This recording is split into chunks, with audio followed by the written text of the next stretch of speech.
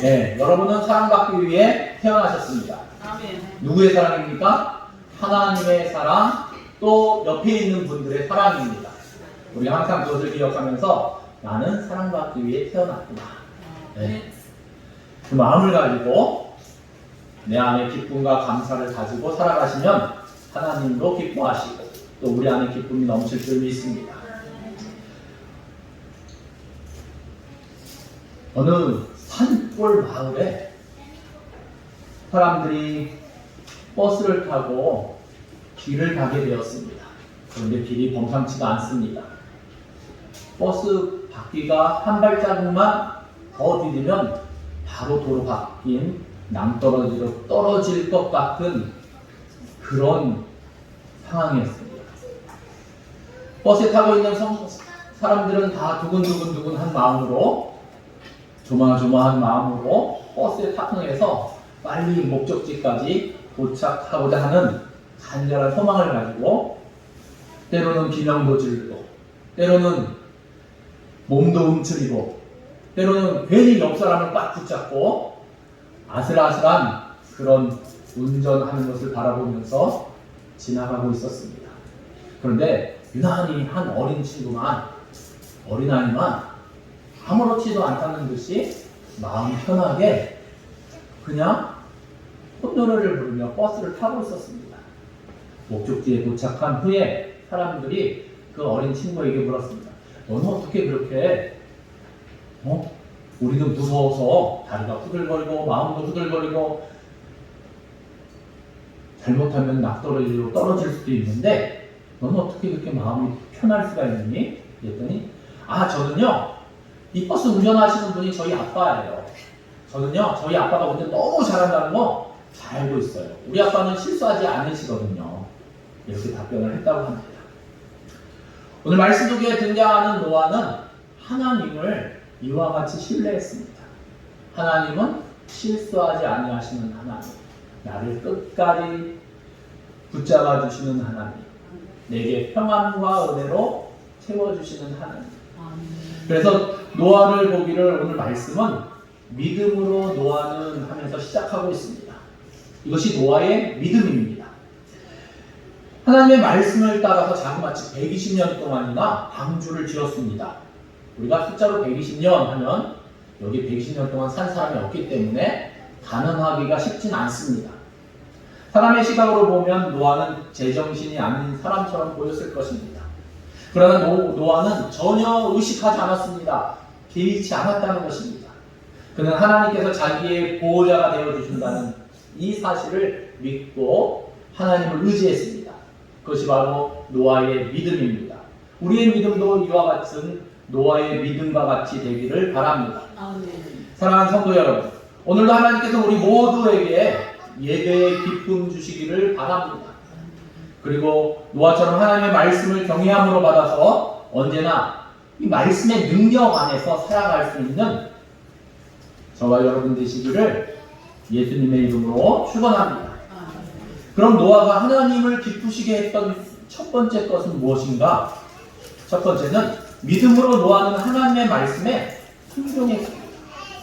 7절 상반절 말씀해 보니까 믿음으로 노아는 아직 보이지 않는 일에 경고하심을 받아 경외함으로 방주를 준비하여 그 집을 구원하였으니 라고 말씀하고 있습니다. 노아는 아직 보이지 않는 일에 대해서 하나님의 경고하심을 받았습니다. 하나님의 말씀을 받게 되었을 때 노아는 어떤 태도를 취하였습니까? 노새 사위들처럼 농담으로 여겼습니까? 아니면 이스라엘 첫 번째 왕 된 사울처럼 이러니 저러니 핑계를 대고 하나님의 말씀에 불순종했습니다. 아닙니다. 노아는 하나님의 말씀을 경외함으로 받았다고 성경은 증거하고 있습니다. 하나님께서 말씀하셨기에 노아는 그대로 받은 것입니다. 물론 방주를 어떻게 지어야 할지 하나님께서 구체적인 설계도를 노아에게 주셨습니다. 이에 대한 노아의 반응은 아직 보이지 않는 일에 라는 말씀에서 우리가 찾아볼 수 있습니다. 여기에 아직 보이지 않는 일이란 무슨 뜻입니까? 이전까지 노아는 아직 한 번도 큰 비, 큰 배를 본 적이 없습니다. 이전까지는 이런 큰 홍수가 없었다는 것입니다. 이전까지는 노아에게 홍수라는 개념 자체가 없었습니다. 어떻게 내리는 것이 큰 비이고 그것이 얼마나 무서운 것인지 한 번도 본 적도 경험한 적도 없었습니다. 노아가 배를 만드는데 하나님께서 도와줄 사람을 붙여주신 것도 아닙니다. 아마 셈과 함과 야벳은 아들이니까 어쩔 수 없이 도왔을 것입니다. 또한 지금까지 나무를 다듬는 연장이 오늘날처럼 잘 발달되어 있지 않기 때문에 제대로 된 연장 없이 무언가 엄청난 방주를 만든다는 것은 제가 생각하면 끔찍한 일입니다. 어느 세월에 말 그대로 정신 나간 것처럼 보입니다. 게다가 배를 만드는 나무는 고페르 나무여야 한다고 말씀하셨는데 이 고페르 나무는 잣나무의 일종입니다. 그러니까 잣나무는 아시다시피 침엽수기 때문에 나무 가지가 가늘고 높은 고지에서 성장을 합니다. 잣나무는 해발 1000m 이상 되는 곳에서 자란다고 합니다. 그렇다면 이렇게 큰 배를 만들려면 많은 나무가 필요합니다. 보통 일이 아니었습니다. 더군다나 노아가 만드는 배는 위가 뚫려 있는 배가 아니고 그냥 보기에는 뚜껑이 덮여져 있는 위가 막혀 있는 배입니다. 만약 방주가 우리가 흔히 아는 배들처럼 위가 뚫려져 있었다면 엄청난 홍수, 일명 우리는 노아의 홍수라고 부르는데 노아의 홍수가 났을 때 아마 이 배는 꼼짝없이 가라앉고 말았을 것입니다. 그런데 이 모든 것을 이전까지 전혀 큰 배나 홍수를 본 적도 없고 개념도 없는 상태에서 노아가 만들었다는 것입니다. 이것을 함축적으로 설명하는 말씀이 아직 보이지 않는 일이라고 말씀하고 있는 것입니다. 그렇게 시작해서 배를 만들기 시작한 지 몇 년이 지나고 20년이 지나고 30년이 지나고 50년이 지나고 하늘에서는 비처럼 생긴 게 내리지 않았습니다. 내가 혹시 하나님의 말씀을 잘못 알아듣는 거 아닌가? 아마 의구심도 들었을 것입니다. 그런 의심을 하면서 중단할 수도 있었을 것입니다. 그러나 노아는 하나님의 말씀을 경외했습니다. 하나님이 말씀하시니까 하나님의 때가 되면 그대로 이루리라 믿었습니다. 세상 사람들의 비웃음도 만만치 않았을 것입니다. 아니 정신 나간 사람? 아니 계속 뭐 이상한 걸 짓고 있어. 도대체 홍수가 뭔데? 아마 이렇게 반문하며 비웃고 조롱했을 것입니다. 그러나 노아는 세상 사람들의 비웃음에 전혀 의식하지 않았습니다. 세상 사람들이야 손가락질을 하든지 간에 노아는 하나님의 말씀을 붙들고 하나님의 말씀에만 순종했습니다. 이것이 바로 노아의 믿음입니다. 우리의 믿음이 때로는 세상 사람 보기에는 바보스럽고 미련스럽게 보일 때도 있을 것입니다. 보이지 않는 하나님에게 시간을 드립니다. 보이지 않는 하나님에게 물질을 드립니다. 보이지 않는 하나님께 때로는 목숨도 드린다고 합니다. 그러니 세상 사람들의 시각에서 보면 참으로 딱하기도 하고 어리석게 보이기도 할 것입니다. 세상 사람들의 눈에는 노아의 행동이 미련스럽게 보였지만 하나님께서는 노아의 이 믿음을 소중하게 여기셨습니다. 그 믿음에 따라 아름다운 보상을 허락하셨습니다. 오늘 읽은 말씀에 보니까 그 집을 구원하였으니 홍수가 날 때 노아와 그 집은 구원을 받았다는 것입니다. 이처럼 믿음으로 하나님의 말씀에 순종하면 언제나 하나님은 책임져 주십니다. 그러므로 노아처럼 하나님의 말씀을 경외함으로 받아 그 말씀에 순종하는 자는 하나님께서 그를 높여주시기도 하십니다. 사랑하는 성도 여러분, 하나님의 말씀을 경외함으로 받고 언제나 그 말씀에 즐겨 순종함으로 하나님을 기쁘시게 한 노아처럼 그 집을 구원하였다는 믿음의 흔적을 남길 수 있는 하나님의 동역자들 되시기를 예수님의 이름으로 축원합니다. 그럼 노아가 하나님을 기쁘시게 했던 두 번째는 무엇입니까? 믿음으로 노아는 세상을 정죄했습니다. 7절 말씀 중반부에 보니까 이로 말미암아 세상을 정죄하고 말씀하고 있습니다. 베드로후서 2장 5절에 보면 노아를 가르쳐서 의를 전파하는 노아라 부르고 있습니다. 노아는 그 당시 사람들에게 하나님의 의를 전파했다는 것입니다. 공의로우신 하나님께서 죄악에 관영하는 세상을 홍수로 심판하실 것임을 노아는 당시 사람들에게 안타까운 마음을 가지고 전파했습니다. 방주를 만드는 120년 동안 노아는 계속해서 하나님의 임박한 심판을 그들에게 외쳤습니다. 그는 의를 전파하는 자였습니다. 드디어 방주가 완성되었습니다. 노아는 자기 가족들과 함께 방주에 올라탔습니다. 그렇다면 노아 홍수로 인해 노아의 가족은 아무런 피해가 없었겠습니까? 그렇지 않습니다. 일생 동안 땀 흘려 가꾼 집도 있었을 것이고 전답도 있었을 것이고 생업 먹고 살아야 되니까 생업에 관련된 것들도 있었을 것입니다. 그걸 다 잃어야만 했습니다. 또한 방주 안에 노아 부부와 함께 아들인 셈, 함, 야벳도 함께 했는데 부부가 같이 이 방주에는 탑승했는데 노아의 며느리들은 고아가 아니었을 것입니다. 그러니까 부모 형제가 있지 않았겠습니까? 모두 그들은 어떻게 되었을까요? 노아도 마찬가지입니다. 노아도 친인척이 있었을 것입니다. 그들은 어떻게 되었을까요? 그들은 전부 방주 바깥에 있었기 때문에 생명을 잃었을 것입니다. 그러면 이 일로 인하여 하나님께서 하시는 일이 옳지 못하다고 항의하겠습니까? 그럴 수는 없습니다. 우리는 우리가 아는 모든 사람이 전부 예수님을 구주로 영접하고 구원받기를 원합니다. 그리고 충분한 시간이 우리에게 주어졌습니다. 우리는 지금 비록 예수님을 믿지 않지만 언젠가는 안 믿는 부모님도, 안 믿는 자녀도, 안 믿는 형제도, 친척들도 예수님을 믿고 구원받기를 원합니다. 그런데 문제는 막연하게 원하기만 할 뿐 아무것도 하지 않는 경우가 대다수라는 것입니다. 그러다가 그 사랑하는 사람들이 끝까지 예수님을 구주로 영접하지 못한 채 세상을 떠날 수 있다는 말입니다. 그러기 전에 방주 안으로 이끌어야 하지 않겠습니까? 그런데 많은 사람들이 언젠가는 어떻게 되겠지 막연하게 생각하며 아무것도 하지 않습니다. 또한 지금 현재 예배와 기도가 내 안에 무너져 있으면서도 언젠가는 하면서 막연하게 기대합니다. 언젠가는 기도도 잘하고 예배도 잘 드릴 거야. 그러나 찐 믿음은 그 사랑하는 사람이 구원받을 수 있도록 하나님께 설득해 달라고 하나님께 기도라도 하고 있어야 한다는 것입니다.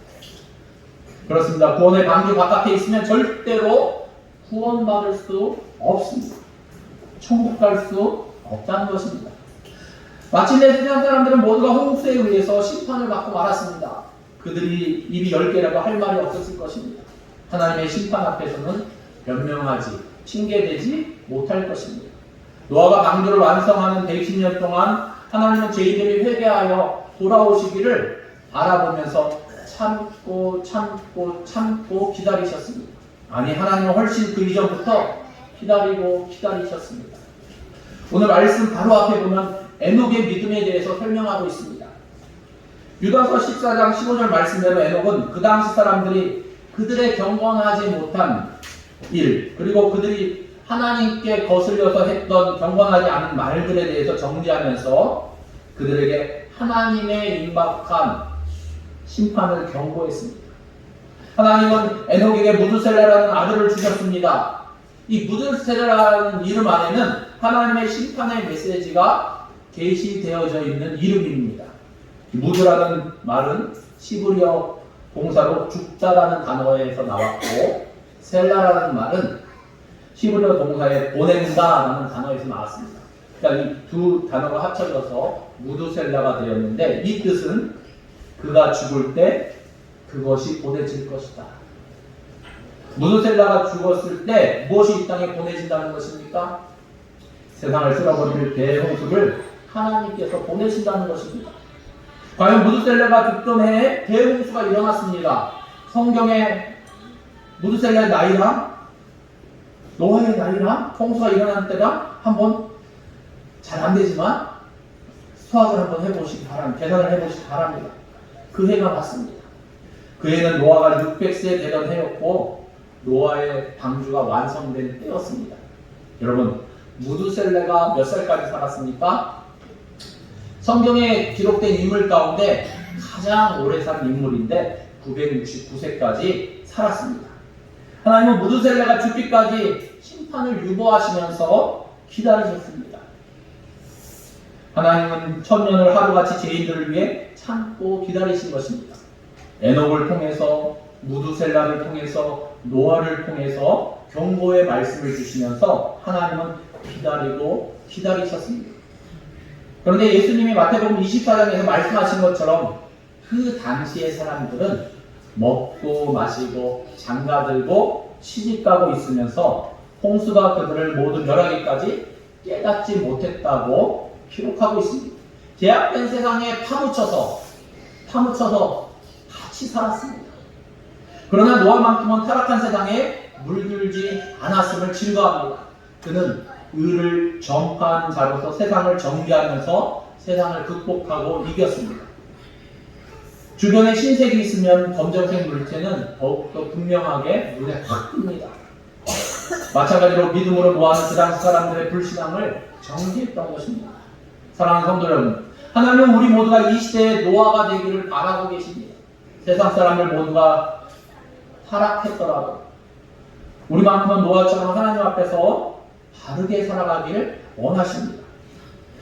죄악으로 미쳐가는 세상에 물들지 않으므로 하나님을 기쁘시게 한 노아처럼 담대하게 세상을 정죄하고 예수님의 예수님을 전파하는 하나님의 동역자 되시기를 예수님의 이름으로 축원합니다. 그럼 노아가 하나님을 기쁘시게 했던 세 번째는 무엇입니까?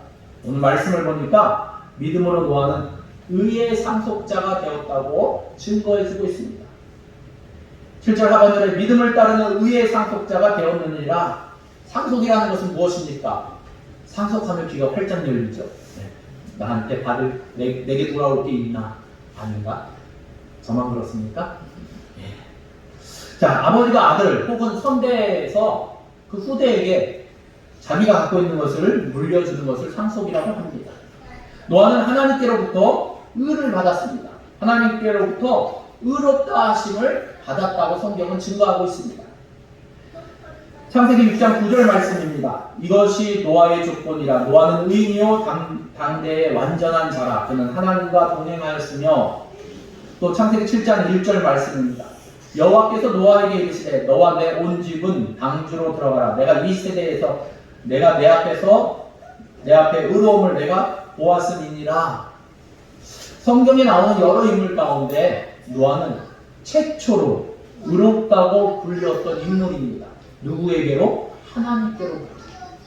노아가 하나님께로부터 의롭다 하심을 받은 이유가 어디에 있습니까? 이유는 단 한 가지밖에 없습니다. 그는 믿음을 따라서 의의 상속자가 되었던 것입니다. 하나님은 노아의 믿음을 보시고 그를 의롭다고 하신 것입니다. 그렇습니다. 신구약 성경을 다 통틀어서 막론하고 의롭다고 하심을 받을 수 있는 것은 오직 한 가지밖에 없습니다. 오직 의인은 믿음으로 말미암아 살리라. 믿음으로 사는 자는 하나님께서 의롭다고 해주시는 것입니다.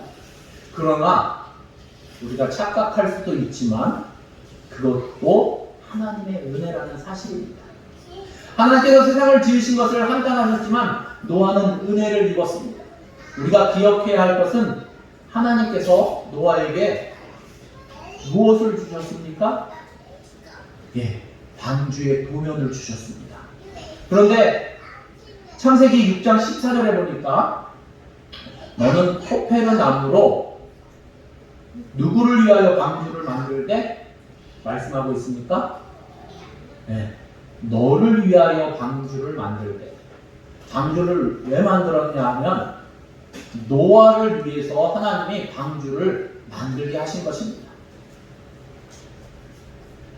하나님께서 노아를 구원하시기 위해서 설계 도면을 주셔서 방주를 만들게 하셨다는 것입니다. 결국 노아는 방주를 만들면서 하나님과 동행하기 시작했습니다. 방주를 만드는 과정 가운데 노아는 하나님과의 교제를 통해서 성화의 과정을 겪고 또 구원의 은혜를 경험하는 시간을 가질 수 있었습니다. 마지막 때를 살아가고 있는 우리도 하나님께서 설계하신 교회 공동체를 세워가면서 노아처럼 똑같은 경험을 하면서 살아갑니다. 교회 공동체를 통해서 세상과 다른 하나님의 의와 거룩함을 배워가면서 하나님의 은혜로 말미암아 사랑으로 서로 섬기며 훈련하고 있습니다. 이것이 성도들에게 하나님께서 주신 은혜입니다. 우리는 교회 안에서 서로 섬기며 살아가는 것이 하나님의 은혜라는 것입니다. 또한 어린 양의 피로 문의 설주와 임방을 바른 집은 죽음의 사자가 넘어간 것처럼 예수님의 보혈로 교회 안에 있는 은혜를 세상에 빼앗기지 않게 막고 세상의 제약을 교회 안으로 스며들지 못하게 막아야 하는 것입니다. 만약 그렇지 못하면 교회 안의 은혜를 세상에 다 빼앗기고 세상의 제약이 교회 안에 마음대로 스며들어오면 이 구원의 방주는 어떻게 되겠습니까? 꼬르륵 가라앉을 것입니다. 창세기 6장 2절에 노아가 살았던 시대를 설명하면서 하나님의 아들들이 사람의 딸들의 아름다움을 보고 자기들이 좋아하는 모든 여자를 아내로 삼았다는 시대였음을 설명하고 있습니다. 여기서 말하는 사람의 딸들의 아름다움이라 하는 것은 예수님을 안 믿는 사람들을 지칭하는 것일 수도 있습니다. 그렇지만 그것도 포함하지만 세상의 악한 문화, 세상의 악한 쾌락을 뜻하기도 합니다. 이렇게 사람의 딸들을 좋아하는 사람들에게는 하나님의 음성이 들리지 않습니다. 여러분 어떻습니까? 모양을 딱 꽂히면 옆에서 막 얘기해도 나 혼자 얘기하나? 그럴 때 있지 않습니까? 네. 세상에 한 분이 딱 고함직도 한 그 유혹에 빠지면 기가 막힙니다. 그래서 교회에 다니는 사람들은 많지만 마음을 세상의 딸들의 아름다움에 빼앗긴 채로 살아가는 사람들도 많은 시대가 바로 우리가 살아가는 이 시대입니다. 이것을 다른 말로 말하면 어떻습니까? 앞에서는 하나님을 주님이라고 고백하지만 실제적인 삶에서는 돈의 신 만몬에게 끌려다니고 음란의 영에게 끌려다니고 탐욕의 영에게 끌려다니고 세상에 있는 좀 심세 보이는 악한 영들에게 이리 치이고 저리 치이고 또 갈팡질팡하면서 지옥으로 향하는 인생들이 많다는 것입니다. 그러므로 교회라는 방주 안에서 예수님의 보혈이라는 역청을 잘 칠하여 우리의 은혜를 세상에 빼앗기지 말며 또한 세상에 죄악된 것들이 교회 안에 스며들어오는 것을 막아야 할 줄로 믿습니다. 사랑하는 성도 여러분, 하나님은 노아의 믿음이 우리의 믿음이 되기를 바라십니다. 우리는 오늘 노아의 발자취를 더듬어 보면서 그의 믿음을 세 가지로 나누어 보았습니다. 첫째는 믿음으로 노아는 하나님의 말씀을 경외함으로 순종했다는 것입니다. 둘째는 믿음으로 노아는 세상을 정죄하면서 살았습니다. 의의 전파자가 되었다는 것입니다. 셋째로 믿음으로 노아는 의의 상속자가 되었습니다. 이 믿음이 우리의 믿음이 되기를 바랍니다. 아멘. 사랑하는 성도 여러분, 우리도 노아처럼 이 시대에 의의 전파자로서 멸망길로 갈팡질팡 어디가 목적지인지 모르고 방황하는 우리 주변에 많은 예수님이 필요한 영혼들을 향해서 예수 그리스도의 구원의 복음을 힘써서 전하는 하나님의 동역자 되시기를 예수님의 이름으로 축원합니다. 아멘.